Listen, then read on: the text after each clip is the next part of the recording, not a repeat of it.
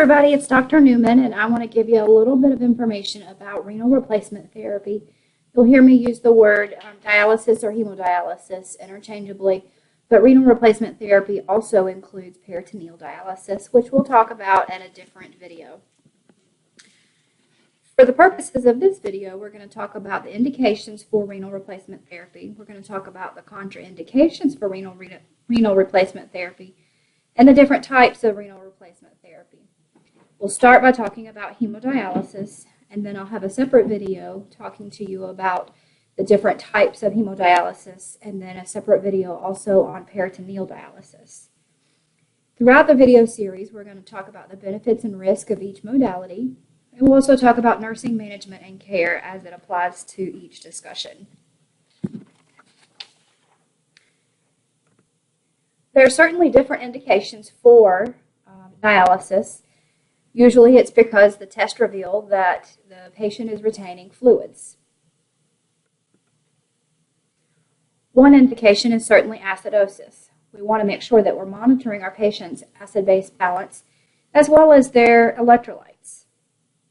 We want to make sure that we're monitoring our patient for severe hyperkalemia, because patients who are in acute renal failure or acute kidney injury will certainly have a tendency to have high potassium levels.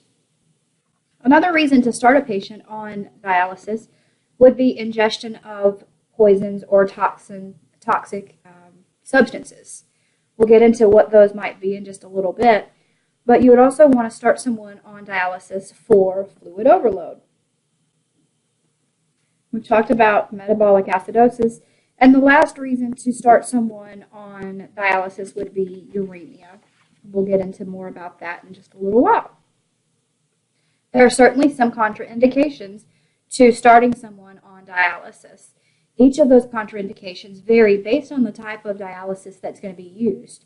You would certainly want to avoid using any type of intermittent hemodialysis when a patient is hemodynamically unstable.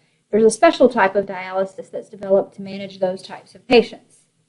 You also want to avoid dialysis in patients that have any underlying coagulopathies, because they may have difficulty managing their coagulation in relation to the needs of the dialysis equipment and the post-transfer of blood from the dialysis machine back to the patient.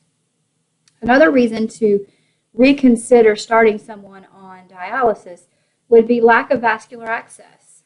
Each type of dialysis requires a certain type of vascular access to remove blood from the patient to the dialysis machine and then to return it back to the patient.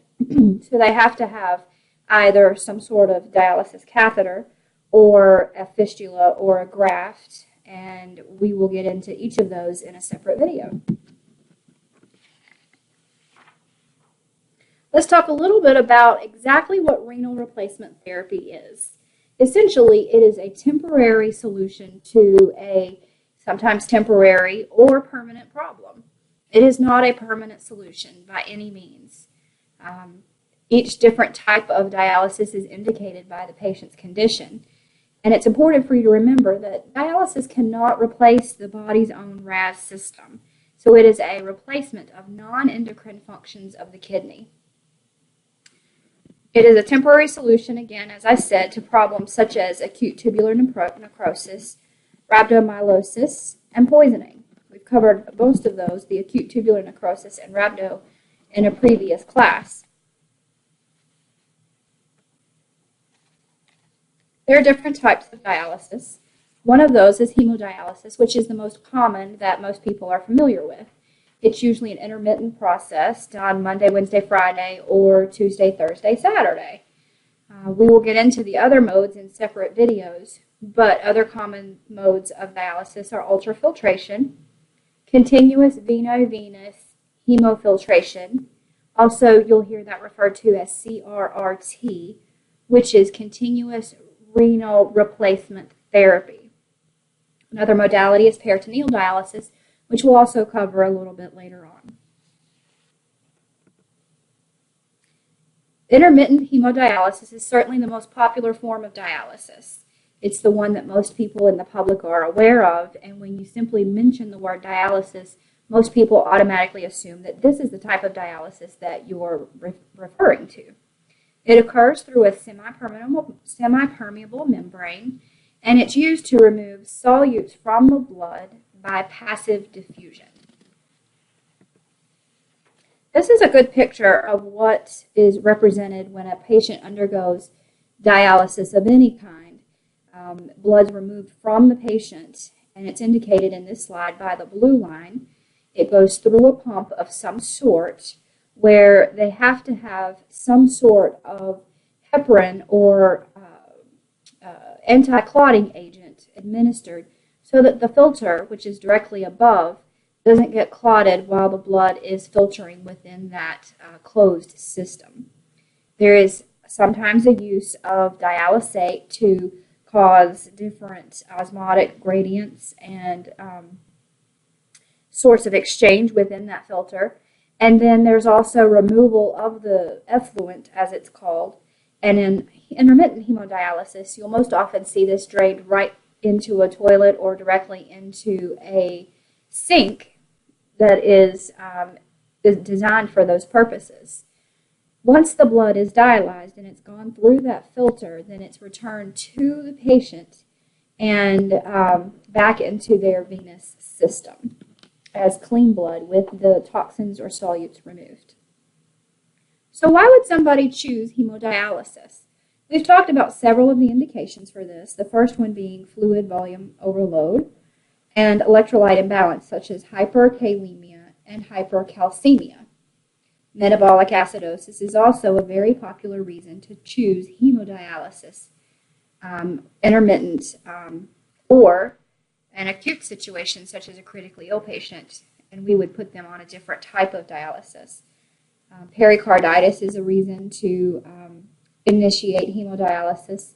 And if a patient's having uremic symptoms, you would certainly want to consider this as well.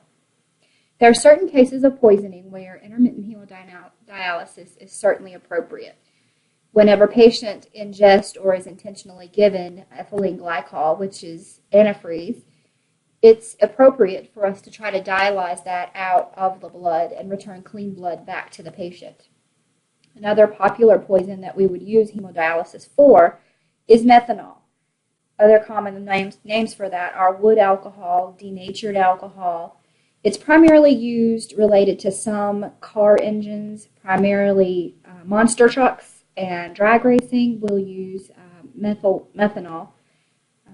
Lithium is a common poison or toxin that we would dialyze out. And of course, we know that lithium is used to treat bipolar disorder, schizophrenia. But also, dialysis would be indicated if maybe someone swallowed lithium batteries. That's not something that you would think of automatically when someone says lithium, but it is certainly a very strong source of lithium, and you could certainly get toxic from doing that. Another reason that we would want to dialyze a poison out of someone's body system, or another medication we would want to dialyze out, would be aspirin. There are more non-invasive ways to get aspirin out of someone's system, but dialysis is certainly one option. And theophylline, which is a bronchodilator used to treat asthma. You don't often see overdoses of theophylline, but it is certainly one medication that you could dialyze out. So if I chose dialysis, there must be some reasons that I would not choose dialysis. And you certainly would not want to use hemodialysis in patients that are uncooperative. You would also want to avoid intermittent hemodialysis in patients that are hemodynamically unstable. There's a different mode of dialysis used for hemodynamically unstable patients, and we'll get into that in a separate video. As with every modality and every treatment that we offer our patients, there are benefits and risks, and it's important for our patients to be educated about those benefits and also those risks or complications. Benefits of hemodialysis, intermittent hemodialysis, are that facilities are widely available. A person could technically travel on a vacation and find a hemodialysis unit there and prearrange to have their dialysis continued at that facility while they were on vacation. That takes a lot of planning. It doesn't happen very often, but facilities are widely available. benefit of intermittent hemodialysis in an outpatient setting is that there's no equipment for the patient to manage. They don't have to worry about maintaining sterile technique. They don't have to worry about keeping equipment clean or ordering supplies. They simply show up at the dialysis center at their appointed time. They have their treatment, and they go home. What they're responsible for once they get home is maintaining their diet and maintaining their medications and being sure to communicate with their physician, whom they see frequently at the dialysis center anyway. The other benefit of having intermittent hemodialysis is that it allows for tight control of fluid volume and electrolytes. If someone starts to feel bad, they can contact the physician, have an emergency treatment if that's what the physician recommends, but they usually have labs drawn fairly frequently, at least monthly, if not weekly, depending on the certain center that you go to. As with every benefit, there's also risk. The risk and the complications associated with intermittent hemodialysis are that it's inconvenient. Usually it requires 3 hours of treatment every Monday, Wednesday, Friday, or Tuesday, Thursday, Saturday. So the average treatment is 3 to 4 hours, 3 days per week. The unfortunate part with intermittent hemodialysis is that it causes large drifts in the fluid volume and electrolytes. So a patient would be relatively low on fluid volume immediately after their treatment, and then as the days progress after their treatment, that fluid starts to accumulate, and most often they don't have the ability to get rid of it. And so they go in for a treatment at this point, and then they drop back off kind of suddenly. Those large shifts in fluid and electrolytes can often make a patient feel really bad, and it's also sort of frustrating on their body system because they have large shifts in their blood pressure. The more volume they have in the intravascular system, the higher their blood volume is going to be, and therefore their blood pressure is going to be higher. When their blood pressure is higher, they feel better, they have more energy, and they're able to perfuse their cells more readily. Immediately after treatment, that blood volume is low. They're often lethargic and tired. They don't feel very well. They often have nausea, sometimes even vomiting. And so they tend to feel really bad after having had a dialysis treatment. And it's due in part to those large shifts of fluid volume and electrolytes. Another risk or complication related to intermittent hemodialysis or dialysis of any type is that you're exposed to blood and body fluids, and particularly sharps. Whenever you are attending to a dialysis center as a patient, you will typically have to have needle sticks if you are using an AV fistula or an AV graft. And if you're using a central line or a hemodialysis catheter for your hemodialysis access, then you have it's a straight line to your mainstream blood system, and it's opened and it welcomes infection. So you have a very large risk of blood and body fluid exposures, and then also contamination of your access just by simply accessing them, and then exposure to sharps. One of the downfalls related to intermittent hemodialysis is that you have to have strict diet control. A lot of times people will think, oh, I'll binge on my diet and I will eat a lot of sodium because I'm going to go to dialysis this afternoon. But the negative side effect of that is that they have larger fluid volume shifts and they end up feeling worse after their treatment. So they have to maintain a very strict diet with a fluid restriction, low sodium, low protein, and they have to be sure to monitor their intake with medications as well. We've talked about the access complications that can occur, as well as a very high risk of infection. The most common cause of death in patients with acute kidney injury or acute renal failure is infection. That infection risk is incredibly high for them, and it can be deadly for them.